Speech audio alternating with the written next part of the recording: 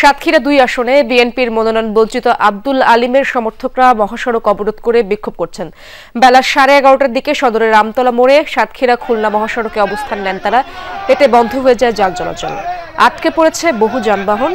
বিক্ষোভকারীরা জানান, সাতক্ষীরা ২ আসনে মনোনয়ন দেওয়া হয়েছে বিএনপির বহিষ্কৃত নেতা আব্দুর রউফকে। এতে ক্ষুব্ধ তৃণমূলের নেতাকর্মীরা মনোনয়ন পুনর্বিবেচনা করে আসনটিতে জেলা বিএনপির সাবেক সদস্য সচিব আব্দুল আলিমকে প্রার্থী করার দাবি জানান তারা। দাবি পূরণ না হওয়া পর্যন্ত আন্দোলন চালিয়ে যাওয়ার ঘোষণা তাদের।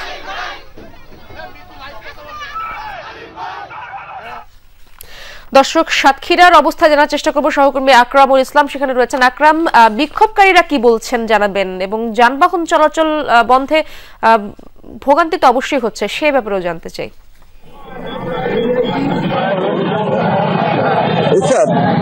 বিক্ষোভকারীদের যে দাবি, তারা বলছেন সাতক্ষীরা ২ আসনে বিএনপির যিনি বহিষ্কৃত নেতা আব্দুল রউফ, তাকে মনোনয়ন দেওয়া হয়েছে, এটি তারা কোনোভাবেই মানছেন না। তারা লাপসা ইউনিয়ন পরিষদের যিনি চেয়ারম্যান আব্দুল আলিম, তিনি জেলা বিএনপির সাবেক সদস্য সচিব, তার মনোনয়ন চান। এবং এই মনোনয়নের দাবিতে সাতক্ষীরা খুলনা মহাসড়কের যে সাতক্ষীরা শহরের আমতলা মোড় এলাকায়, এই এলাকা তারা অবরোধ করেছিল। প্রায় ঘন্টাব্যাপী এই অবরোধ চলছে।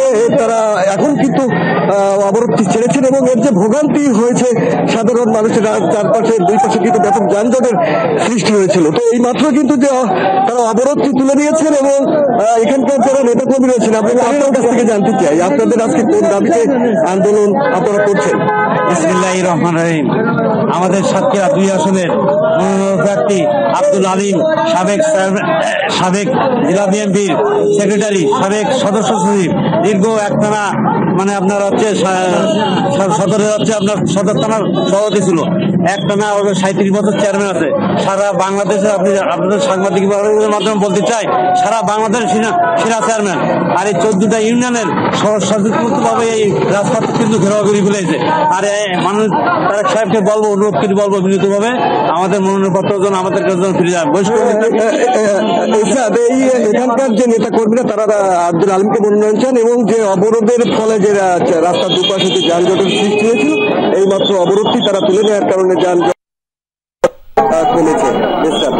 শুনছিলাম আমরা। ধন্যবাদ আপনাকে আকরাম।